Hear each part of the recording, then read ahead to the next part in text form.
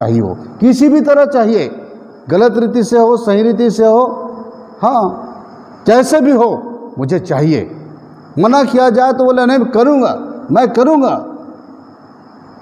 मेरी इच्छा है, मैं उसे पाके रहूँगा, चाहे कुछ भी करना पड़े मुझे। ये है उनका दोनों का। मालिक ने जब बनाया तो आत्मा को कहा कहता कि तुम मेरे स्वरूप में बने, और आत्मा मालिक हो, तुम बॉस हो, और प्राण को कि तुम इसका सहायक हो, असिस्टेंट हो आत्मा का, तुम्हें इनका हमेशा जीवन भर साथ देना होगा। और शरीर को कहा कि तुम इनके दास हो, तुम इनके गुलाम हो, जैसे चाहेंगे वैसा तुम्हें करना होगा। पर यहां आने के बाद सब कुछ उल्टा हो गया। शरीर मालिक बन गया, बॉस बन गया, प्राण उसका सहायक बन गया, साथ देने वाला, उसके दर्द में, उसकी पीड़ा में साथ होता है वो, और आत्मा इनका गुलाम हो गया। यीशु मसीह के मधुर और मीठे नाम में सबको जय मसीह की। मैं परमेश्वर का धन्यवाद करता हूँ कि परमेश्वर भला है और अपने खोजने वाले को प्रतिफल देता है। सच में परमेश्वर ने इन दिनों मुझे ऐसा प्रतिफल दिया है कुछ सेवकों दासों के द्वारा, तो उसी बातों को पिता ने मुझे दिया, और मैं चाहता हूँ कि और भी लोगों तक इन सारी बातों को मैं पहुँचा सकूँ। तो एक प्रभु के एक दास हैं शशि बाग करके, उनके ज़रिए जो है बहुत सारी बातें मैंने सीखी हैं, और वो मैं चाहता हूँ कि जिस प्रकार उन्होंने मेरे चट्टान पे खड़ा किया है, और मैं चाहता हूँ कि आप भी उनके वचनों के द्वारा, उनके बताए हुए बातों के द्वारा जो है एक मजबूत चट्टान पर खड़े हो सकें। और परमेश्वर ने कहा है कि अगर मैं तुम्हें अपनी शांति दे जाता हूँ, और तुम भी जो शांति मैं तुझे देता हूँ औरों को भी तुम उस शांति को दे सको, ऐसा परमेश्वर ने हमें आदेश दिया है। तो मैं चाहता हूँ कि जो मुझे शांति मिली है वो शांति और लोगों को भी मिलने पाए, क्योंकि बहुत सारे दुख में है, तकलीफ में है, परेशानी में है, और बहुत सारे मैंने लोग देखा है कि कैसे पीछे हो जा रहे हैं, प्रभु के महिमा से पीछे हो जा रहे हैं। और कई ऐसे लोग हैं जो चल रहे हैं लेकिन उनको ये पता नहीं है कि उनको क्या करना चाहिए, कैसे करना चाहिए, क्योंकि बहुत सारी रॉन्ग टीचिंग भी आ गई हैं। और मैं प्रभु का धन्यवाद करता हूँ कि इस सेवक जो मैं आपको इनको जो रूबरू कराना चाहता हूँ मैं आपके सामने में, इस सेवक जो है ये तारीफ़ के काबिल, बहुत ही तारीफ़ के काबिल हैं, क्योंकि इनका जीवन जो है बहुत ही कांटों से भरा हुआ था। कैसे परमेश्वर के सेवा में आगे बढ़े, और 35 साल कैसे लगातार प्रभु की सेवा की इन्होंने, और बिना रुके बिना थके परमेश्वर को हर बातों में धन्यवाद देते रहे, और इतने मजबूत हुए कि वो चाहते हैं कि और लोग भी मजबूत हुए। तो जिस प्रकार मैं मजबूत हुआ हूँ, मैं चाहता हूँ कि आप लोग भी मजबूत हुए। तो इस वीडियो को जो है सबसे पहले आप जो है जो भी इसको देखता है तो पहले सब्सक्राइब कर लें। सब्सक्राइब करने के बाद में बेल आइकन है उसको दबा दें, आल को दबा दें। और अगर अच्छा लगता है वीडियो, कुछ आपको टीचिंग में कुछ ऐसी बातें मिलती हैं जो आपके जीवन में नहीं हैं, तो बिल्कुल लाइक करें और लगातार हमारे से जुड़े रहें। क्योंकि अब जो हम इस पार्ट को मैं स्टार्ट किया हूँ, कई ऐसे लोग हैं जो छोटे छोटे पार्टों में बनाते हैं, लेकिन मैं चाहता हूँ कि जो भी इन बातों को प्रभु के दास ने बताया है, ये एक एक पार्ट बाय पार्ट मैं बताना चाहूँगा, क्योंकि बहुत ही लंबी बात है ये, और एक वीडियो में इसको कर पाना संभव नहीं था। इसलिए कम से कम 5 पार्ट्स में मैंने इस वीडियो को बनाने की कोशिश की है। और मैं प्रार्थना करता हूँ, दुआ करता हूँ कि इस वीडियो के द्वारा आप सबको आशीष मिलेगी। लेकिन सबसे पहले सब्सक्राइब कर लें, क्योंकि जब भी हम वीडियो डालेंगे, लगातार हम वीडियो डालेंगे 2 दिन की आड़ में या 3 दिन की आड़ में, तो आप तक वो सबसे पहले पहुँच सके और आप इससे बहुत कुछ सीख सकें, ऐसा मैं चाहता हूँ। और मैं चाहता हूँ कि इस सेवक और दास के बातों को सुने, बहुत ही गंभीरता की बातों, क्योंकि 35 साल का एक्सपीरियंस इनका जो है आज मेरे जीवन में जो 10 साल से ये मेरे साथ में बने हुए हैं, वो मेरे जीवन में काम आ रहा है। और मैं प्रभु का धन्यवाद करता हूँ कि परमेश्वर के ऐसे दासों को प्रभु ने मुझे दिया है, और भी बहुत सारे दास हैं जिनको प्रभु ने मुझे दिया है, लेकिन इनके जरिए जो है, इन लॉकडाउन के जरिए जो अभी विपदा जो आई है कोरोना वायरस के जरिए, इस कोरोना वायरस के लॉकडाउन में मैंने बहुत कुछ सीखा, और मैं चाहता हूँ कि जो मैंने सीखा है वो सारी बातों को मैं आप तक पहुंचा सकूं। तो मैं आशा करता हूं कि आप सब इस वीडियो को पूरा देखेंगे, क्योंकि पूरा देखेंगे और लगातार देखेंगे तब ये बातों को आपको समझ में आएगा कि देह, प्राण और आत्मा के बारे में कि उसका सार क्या है, उसके हम कौन हैं और हमारी बुकलेट क्या है, ये सारी बातों को प्रभु के दास ने बताया है। वो गंभीरता सुने और सुन के फिर उसके बाद में कमेंट करें अगर आपको अच्छा लगता है। और अगर किसी विषय में आप अगर बात करना चाहते हैं उसकी भी बारे में आप बोल सकते हैं और बता सकते हैं कि क्या और मैं विषय में लेके आऊँ और प्रभु के दास से मैं आग्रह करूँ। तो मैं प्रभु का धन्यवाद करता हूँ। बड़े मुश्किल से मैं प्रभु के दास को मना सका हूँ कि मैं आपको वीडियो बनाना चाहता हूँ और लोगों तक सच्ची शिक्षा पहुँचाना चाहता हूँ, इसलिए मैं प्रभु को धन्यवाद करता हूँ। आगे जो भी इस वीडियो को देख रहा है, अगर किसी को किसी बात में ठेस लगती है उसकी मैं क्षमा चाहता हूँ। अगर किसी बात में किसी को भी ठेस लगती है तो हमारा वीडियो ना देखें, क्योंकि बहुत सारी ऐसी बातें हैं जो हमारे दिल को दुखाती हैं। मेरे भी दिल को दुखाई, लेकिन वो जो भी चीज़ परमेश्वर की ओर से होती है वो दिल दुखाने वाली जरूर होती है, लेकिन वो लाभकारी होती है। जिस प्रकार एक दवाई होती है जो बहुत ही कड़वी होती है, लेकिन उसका असर जो है बहुत ज़्यादा होता है। इसलिए इस प्रभु के दास को सुने और आगे जो भी प्रभु के दास कहता है स्टेप बाय स्टेप मैं डालते जाऊँगा और परमेश्वर आपको आशीष जरूर देगा, क्योंकि मुझे दी है,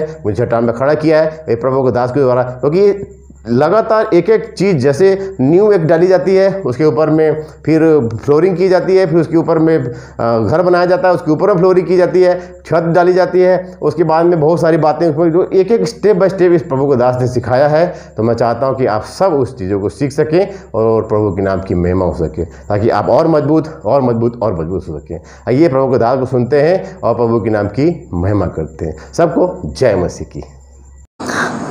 आप सबों को जय मसीह की। मैं पास्टर शशि वाघ मेरे उद्धारकर्ता प्रभु यीशु मसीह के मधुर नाम में आप सबका स्वागत करता हूं। और आज आप लोगों से मुखातिब होने के लिए परमेश्वर ने अवसर दिया, ये मौका दिया कि आपके साथ थोड़ी देर परमेश्वर के वचन से बांटूं, आपके साथ संगति करूं और जो कुछ मैंने परमेश्वर पिता से, पाकरू से जो प्रकाशन पाया वचन से, वो मैं आप लोगों के साथ शेयर करना चाहता हूं। और इसीलिए मैं आज जो वचन आपके पास रखना चाहता हूं, तो उनके रखने से पहले मैं आपसे एक सवाल करना चाहता हूं, एक प्रश्न करना चाहता हूं, और वो ये है कि आप कौन हैं? आप अपने बारे में क्या जानते हैं? क्या आपके पास आपका बुकलेट है? वो छोटी सी पुस्तिका जो हर एक सामान खरीदने पर हमको मिलती है। जैसे हम टीवी लें, फ्रिज लें, कूलर लें, एसी लें, मोटरसाइकिल लें, कार लें, कुछ भी इलेक्ट्रिक सामान लें, कुछ भी सामान लें, हम कहते हैं कि इनका बुकलेट चाहिए।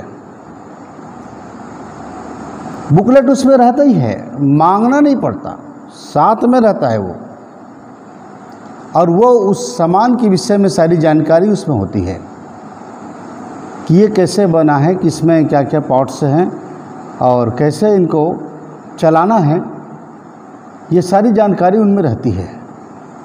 और हम उनको देख कर के बहुत सारी चीज़ों को समझ भी पाते हैं कि हम इन्हें कैसे चालू करें, बंद करें, कैसे इनके सारे फंक्शन को जाने।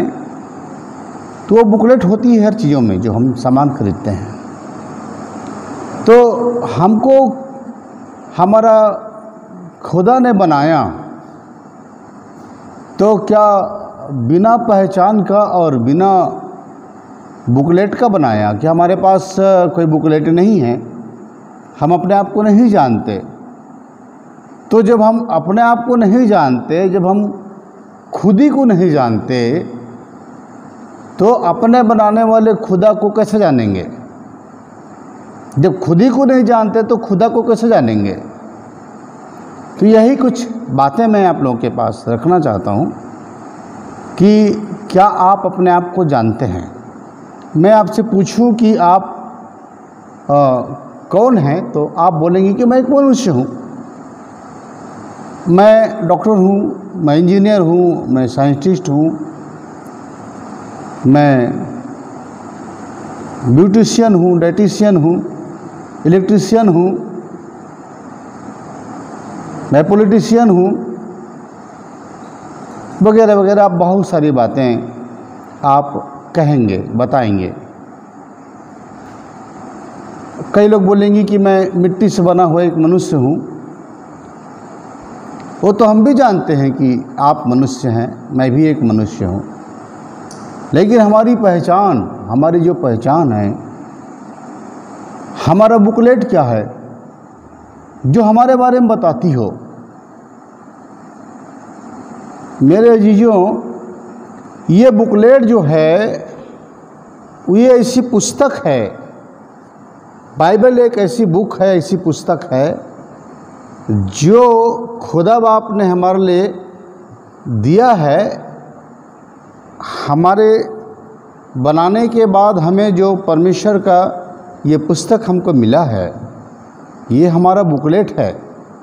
ये हमको सब कुछ बताता है, सब बताती बाइबल कि हम क्या हैं, कैसे हैं, कौन हैं, और हम कैसे हैं, कैसे बने हैं, सब बातों के विषय में। ये तो आप जानते हैं कि हम कैसे बने हैं। आप सब वचन के पढ़ने वाले लोग भी हैं और बाइबल पढ़ने वाले लोग हैं। आप लोगों में से बहुत से लोग वचन के जानकार लोग हैं और आप जानते हैं कि हम किस में बने हैं। पर आपको ये शायद मालूम न हो कि आप कैसे बने हैं, कैसे बने हैं, खुदा ने आपको कैसे बनाया। यहीं पर सवाल फिर आता है कि आप है कौन? मैंने बहुतों से पूछा, वे बता नहीं पाए। अब हमारा जो बुकलेट है, ये जो पुस्तक है बाइबल, ये हमें बताता है हमारे बारे में, बहुत डिटेल से सब कुछ बताता है और हम उसी को देखना चाहेंगे। तो मैं आपको ये वचन खोलूँगा और ये वचन है पहला थिस्सलुनीकियों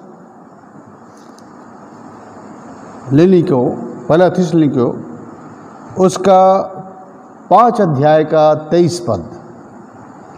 इसमें लिखा है कि शांति के परमेश्वर आप ही तुम्हें पूरी रीति से पवित्र करे और तुम्हारी आत्मा और प्राण और देह हमारे प्रभु यीशु मसीह के आने तक पूरे पूरे निर्दोष सुरक्षित रहे।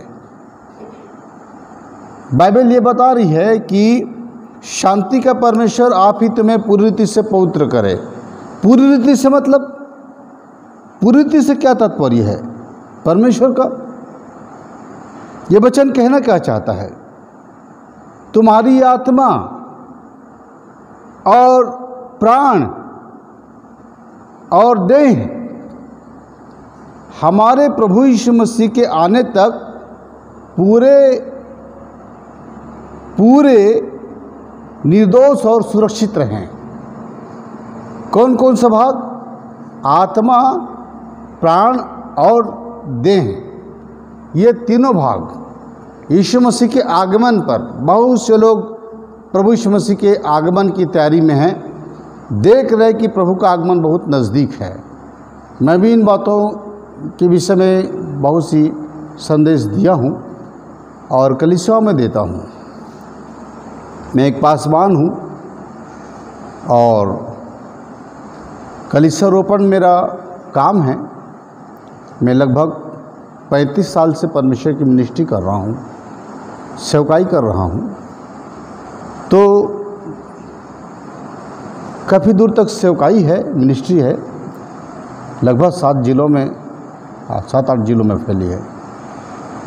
तो ये चीज़ें मैं बताता हूँ कि रेप्चर तो बहुत करीब है, जो आपको बहुत सारे प्रभु के दास बता रहे हैं, पर क्या हम उसके लिए हमारा तीनों भाग तैयार, प्राण, आत्मा और प्राण और देह, मतलब बाइबल ये बता रही है, ये बुकलेट ये बता रही है, छोटी सी जो बुकलेट पुस्तकें मिलती है वो ये पुस्तक ये बता रही है कि हम 3 हिस्सों में बने हैं, आत्मा, प्राण और देह। 3 हिस्सों में हम बने हैं, 3 भाग में बने हैं, और तीनों अलग अलग व्यक्तित्व हैं, अलग अलग व्यक्तित्व हैं।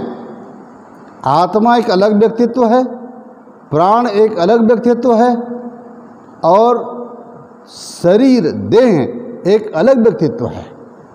पर इनमें हमें केवल एक ही व्यक्तित्व दिखता है, और वो हमारा देह, हमारा शरीर। केवल हम इस शरीर को देखते हैं और इसी शरीर को देखकर सब कुछ मानते हैं इसको कि यही सब कुछ है। हमने किसी को देखा तो उसके शरीर से देखा। अक्सर हम शरीर से देखने की कोशिश करते हैं, लेकिन कभी किसी व्यक्ति को उसकी आत्मा से नहीं देखना चाहते, या नहीं देख पाते कि उसकी आत्मा से है।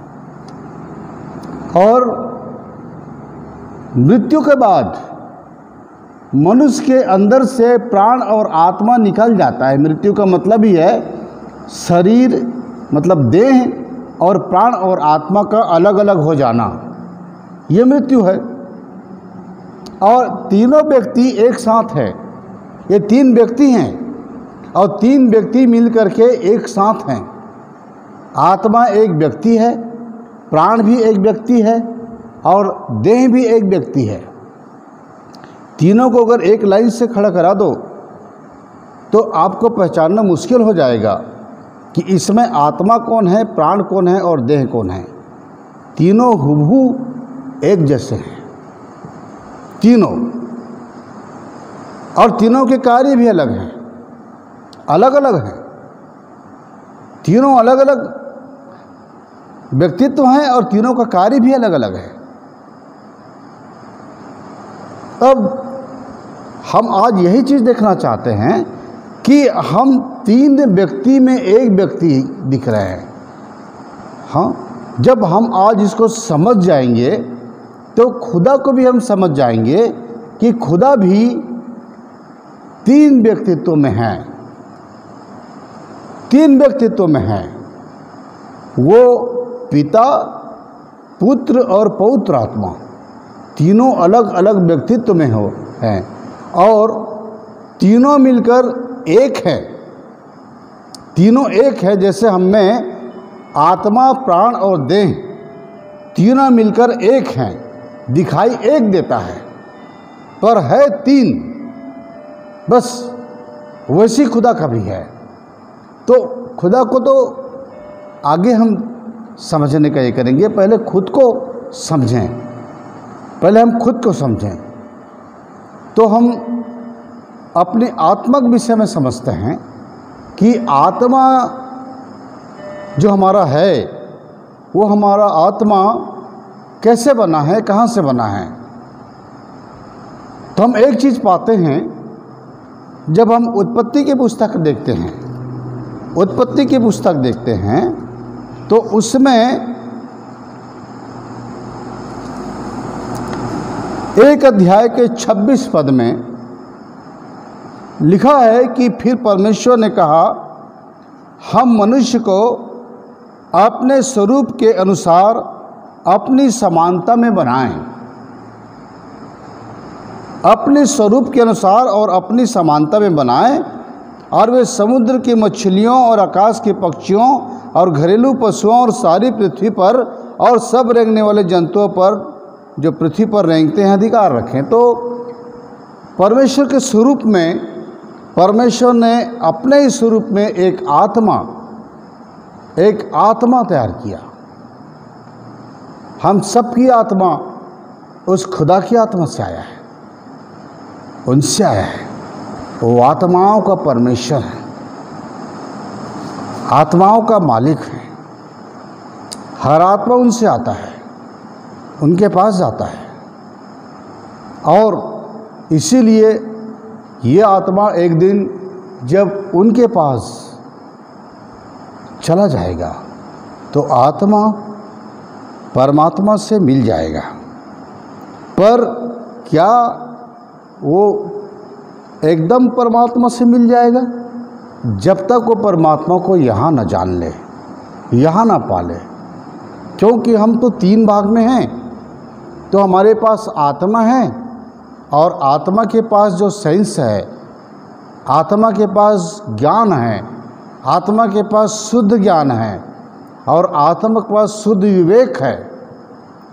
और लिखा रीति वचन में कि मनुष्य का आत्मा यहोवा का दीपक है, वो सारी बातें जानता है।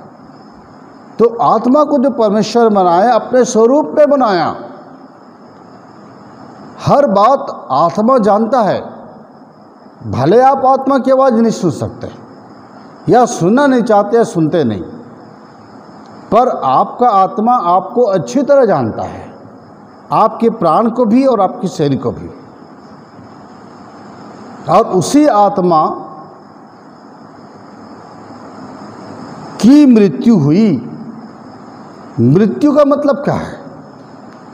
जब आदम और हवा ने पाप किए तो परमेश्वर ने कहा, जब तुम इस फल को खाओगे, वर्जित फल को, मना किए गए फल को, तो तुम्हारी मृत्यु हो जाएगी।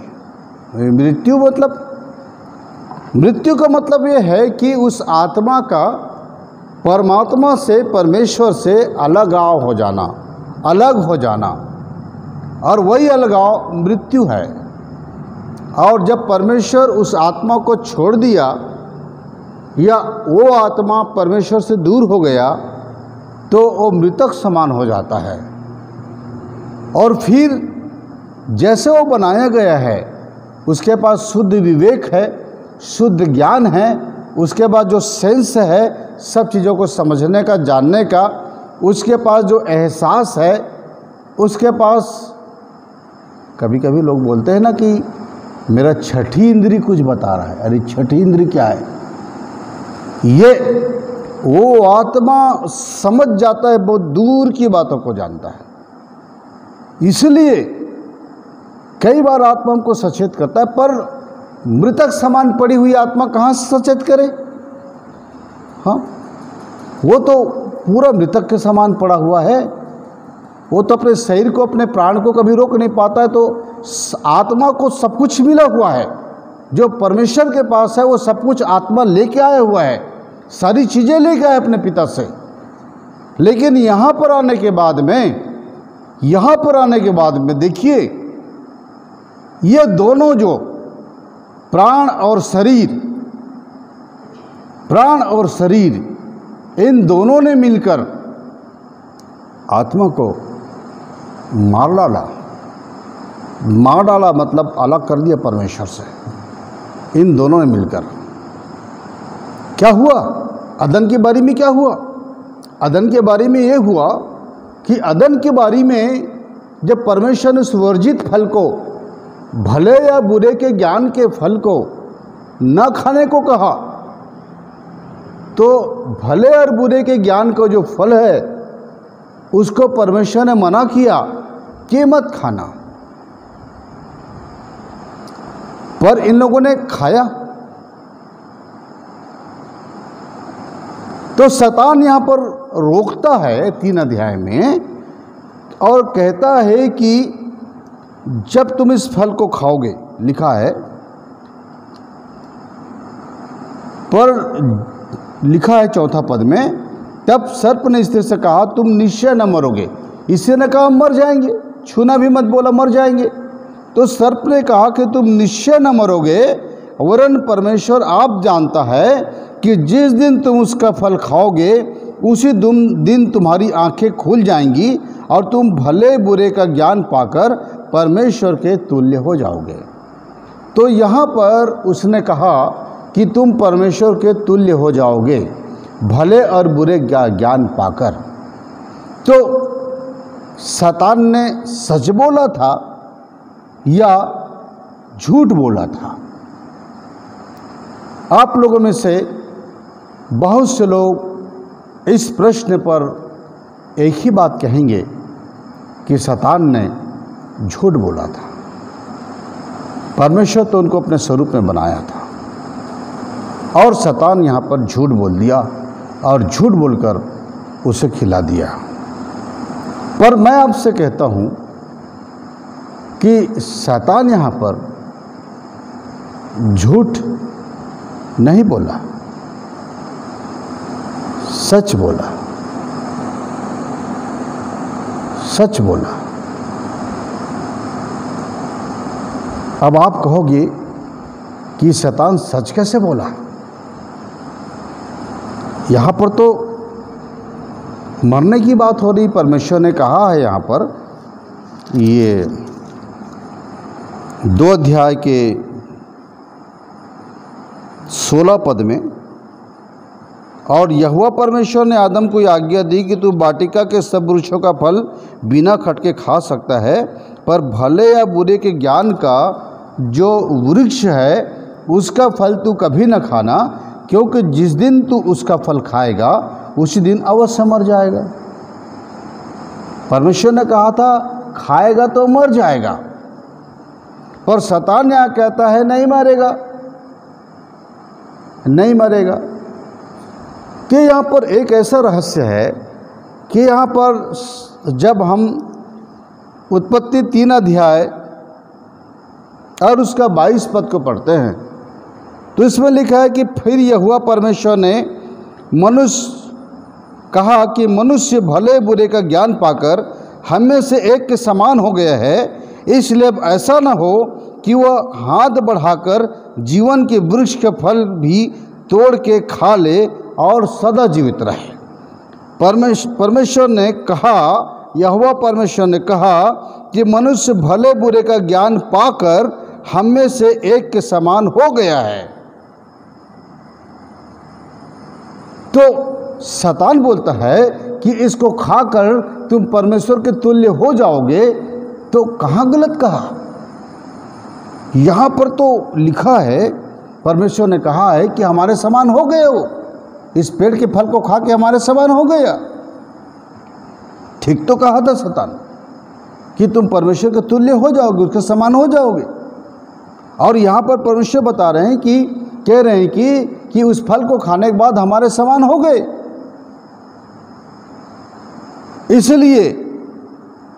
इसीलिए वो अब ऐसा ना हो कि वह हाथ बढ़ाकर जीवन के वृक्ष के फल को भी तोड़ के खा ले और सदा जीवित रहे, पापी अमर हो जाए। हाँ अजीजों, मैं आपको बताना चाहता हूं कि दरअसल क्या था, परमेश्वर आदम और हवा को केवल भला बनाया था, केवल भला, बुरा नहीं बनाया था। यहोवा भला है, यहोवा भला है और भला ही करता है। वो भला है, वो भला परमेश्वर है। आपने चक्के देखा होगा कि यहोवा कितना भला है। वो भला है, उसमें कोई बुराई नहीं पाई जाती, एक भी बुराई नहीं पाई जाती। परमेश्वर पवित्र है और पवित्रता से भरा है, इसलिए उसकी पवित्रता के कारण इतनी ज्योति है कि वहां तक किसी की पहुंच नहीं होती।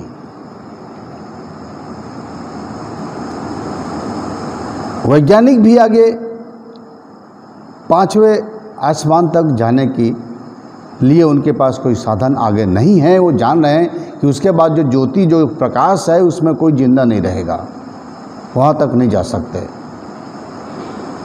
है ना। वो कहते हैं 7वां आसमान, तो वहाँ तक जाने की किसी की कुव्वत नहीं है, कोई नहीं जा सकता, मनुष्य कोई नहीं जा सकता, जिंदा नहीं रहेगा।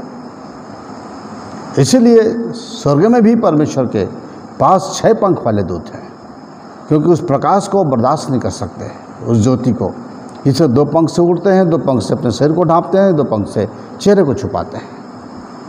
तेज लाइट अगर हमारी आंखों में पड़े ना तो हमारी आंखें बंद हो जाती है, हम चेहरा छुपा लेते हैं।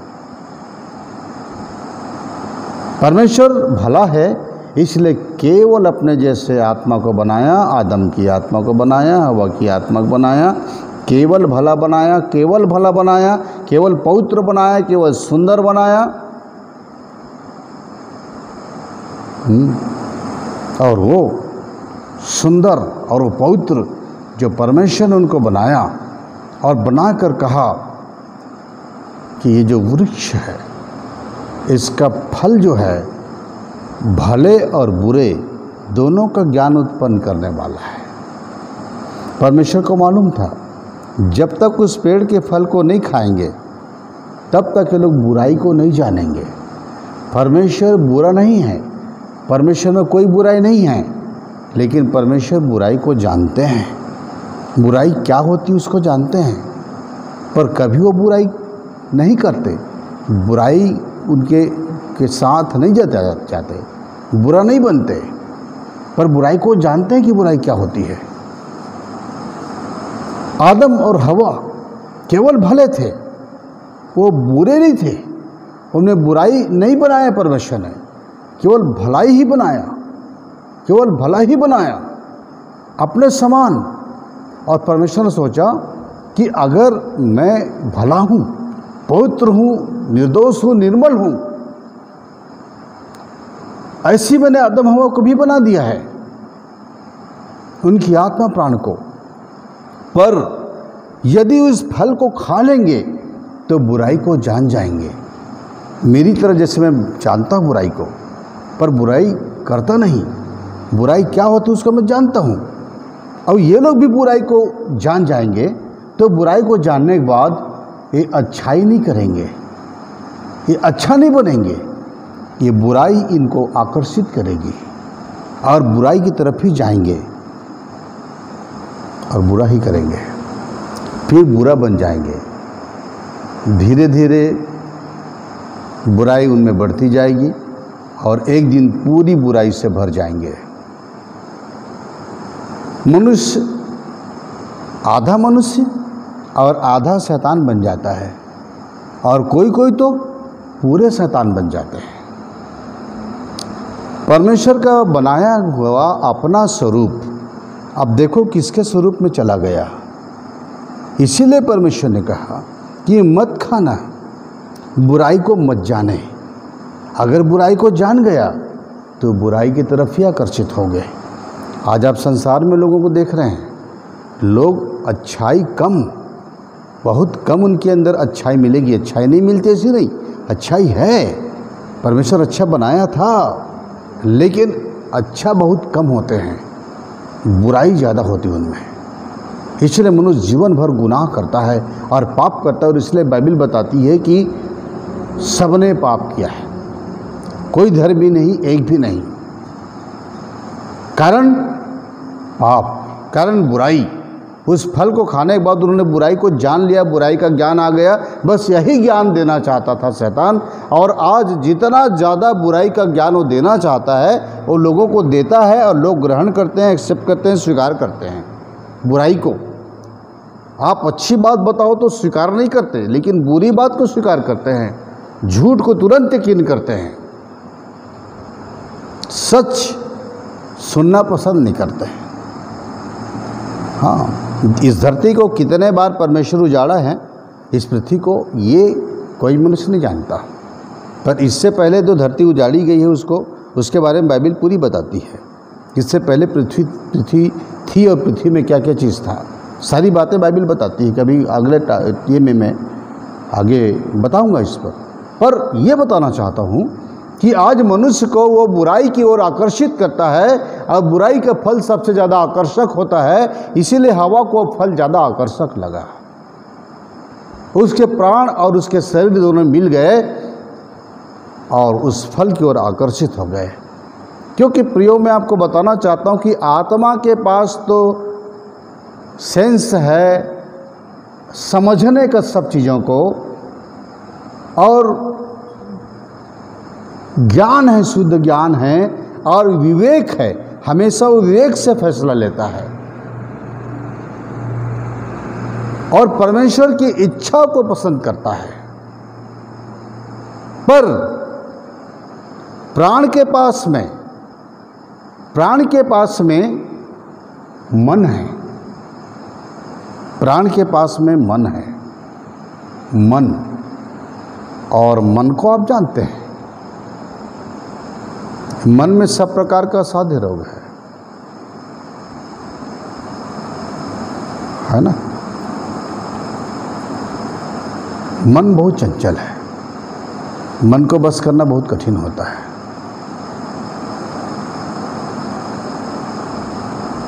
नीतिवचन 4:23 में लिखा है कि सबसे अधिक अपने मन की रक्षा कर, क्योंकि जीवन का मूल स्रोत वही है। तो किसको कहा परमेश्वर ने मन की रक्षा करने के लिए? किसको कहा? ये शरीर को। ये शरीर मन की रक्षा करेगा? अरे तो खुद चाहता है मन के अनुसार चलना। आत्मा को कहा, लेकिन आत्मा तब कर सके ना जब वो जागृत हो, जब उठा हो, जागा हो। आज तो मरे मरे पड़े हुए हैं आत्मा एक दशा, परमेश्वर से दूर अंधकार में, जिसको न भोजन दिया जाता, न जिसको संगति दी जाती, न जिसको प्रकाश दी जाती, कुछ ज्योति दिया जाता है, कुछ भी नहीं। वो तो मरा हुआ पड़ा रहेगा। और इसलिए प्राण जो है, प्राण में मन है, प्राण में भावना है,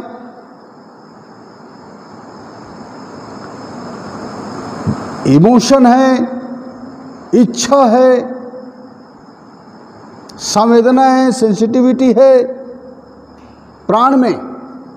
अब प्राण सब चीज़ों को महसूस करता है, हर चीज़ का महसूस करता है प्राण। और शरीर के पास क्या है? शरीर के पास ब्रेन है, दिमाग भेजा। ये ब्रेन से वो सोचता है, बुद्धि के अनुसार चलता है, ब्रेन के अनुसार चलता है, दिमाग के अनुसार चलता है। ये उसको मिली है शरीर को। और उसके पास भी एहसास है, जब उसको कांटा लगेगा, जब उसको तकलीफ होगी, तब उसको दर्द होगा। एहसास है, फीलिंग्स है।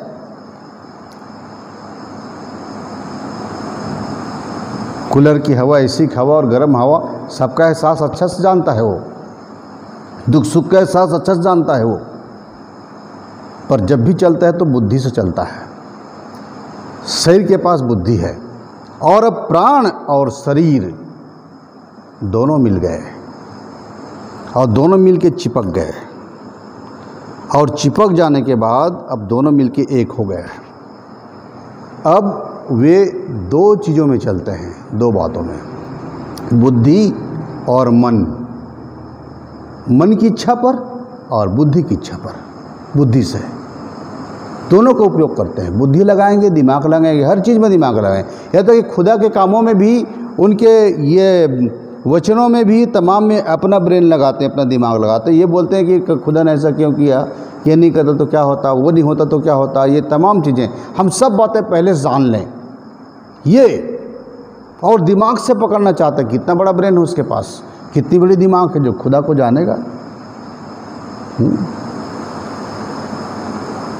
खुदा को जानने वाला जो अंदर आत्मा है ना, इसीलिए तीनों को है, आत्मा, प्राण और देह। मतलब spirit, soul and body. Spirit, soul and body. Spirit आत्मा है, सोल प्राण है, और शरीर बॉडी। तो ये तीनों जो खुदा ने बनाया, ये तीनों अलग अलग हैं। तीनों की इच्छाएं अलग है, तीनों की भावनाएं अलग है, तीनों का काम अलग है, तीनों का कार्य क्षेत्र अलग है। तीनों अलग हैं पर फिर भी एक साथ हैं। इसीलिए ये तीनों एक नहीं होते, तीनों एक नहीं होते। पर परमेश्वर एक है। तीन व्यक्तित्व होकर के भी परमेश्वर एक है। उनका सोच एक है, उनका चरित्र, कैरेक्टर एक है, उनका नेचर एक है, स्वभाव एक है, उनका सोचना एक है, उनका समझना एक है, उनका प्रेम एक है। अब सोचिए आप, दुनिया जब नहीं बनी थी तब क्या हम पहले यूहन्ना की बात वचन हम कैसे करें कि परमेश्वर प्रेम है? अब जब दुनिया नहीं बनी थी तो किससे प्रेम करते थे? जब आप मैं नहीं थे, दुनिया कुछ नहीं था, पृथ्वी में कोई नहीं थे, कुछ नहीं थे, तो किससे प्रेम करते थे वो? जरा सोचेंगे आप, सोचे हैं आप कि परमेश्वर जब कुछ भी नहीं था तो किससे प्रेम करते थे? तो कैसे कहें हम परमेश्वर प्रेम है? परमेश्वर प्रेम है क्योंकि पिता, पुत्र, पवित्र आत्मा तीनों एक दूसरे से बेहद प्यार करते हैं, बेइंतहा मोहब्बत करते हैं तीनों एक दूसरे से। इसलिए प्रेम है वो, उनका रूप ही प्रेम है परमेश्वर का। लेकिन ये चीज हम में नहीं, ये आत्मा और प्राण और देह तीनों में प्रेम नहीं है। इनमें कहाँ प्रेम मिल रहा है? आत्मा मरी दशा में है, उनको उन पर तरस नहीं खाते दोनों मिलकर। ये तो अपनी इच्छाओं पर चलते हैं, दोनों मिल करके, दोनों मिल गए हैं और अपनी इच्छा पर चलते हैं। और एक मरा सामान पड़ा हुआ है, उसकी कौन सुनता है? अब जब उसकी आवाज़ नहीं सुनेंगे तो ये कहाँ से, ये तो अपनी इच्छा पर चलेंगे ना। तो दोनों मिलके क्या हो जाते हैं? शरीर और प्राण मिलके क्या होते हैं? शारीरिक कहलाते हैं। एक कॉर्नल हैं,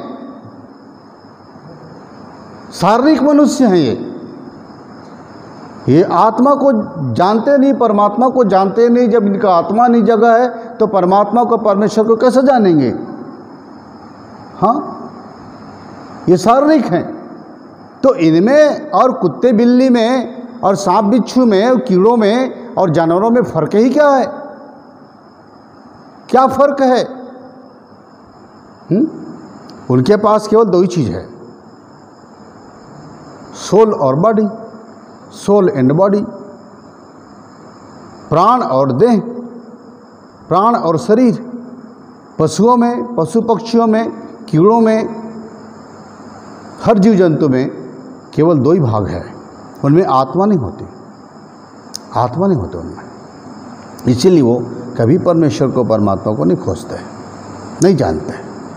अब हम तीन हिस्से में बने हुए लोग, तीन भाग में बने हुए लोग, अगर आज भी शरीर के अनुसार चल रहे हैं और शारीरिक व्यक्ति हैं, प्राण और शरीर के अनुसार चल रहे हैं, तो शारीरिक हैं।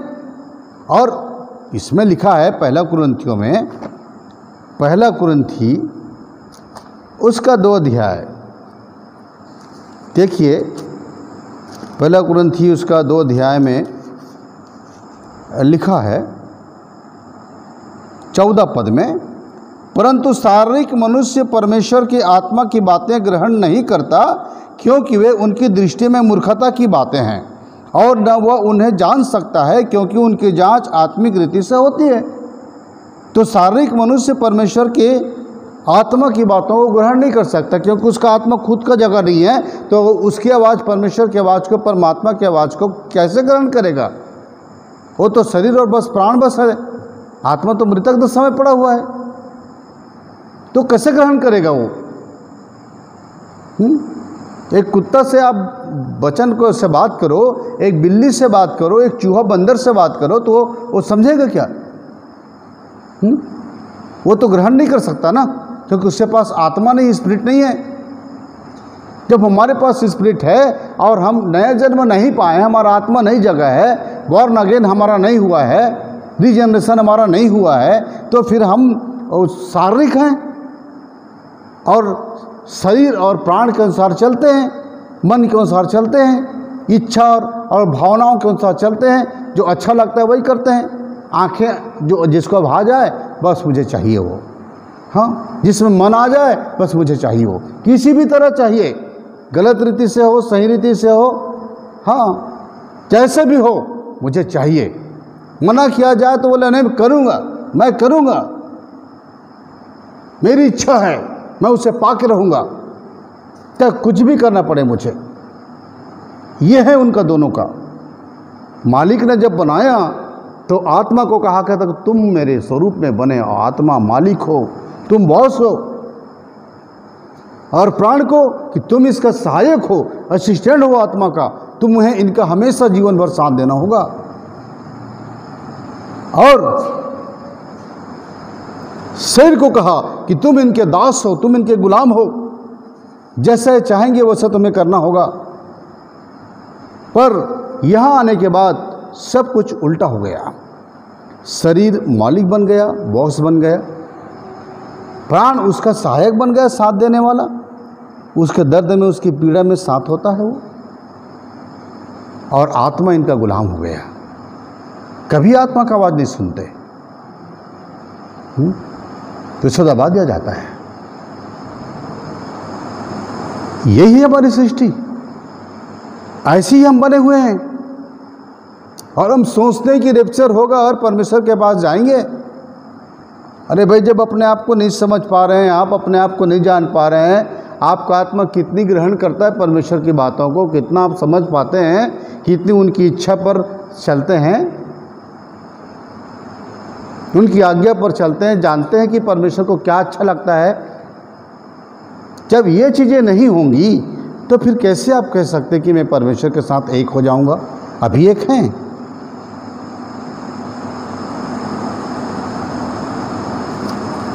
जीजों, ये बड़ी अद्भुत बात है कि हम इन बातों को समझें, सोचें, थोड़ा मनन करें।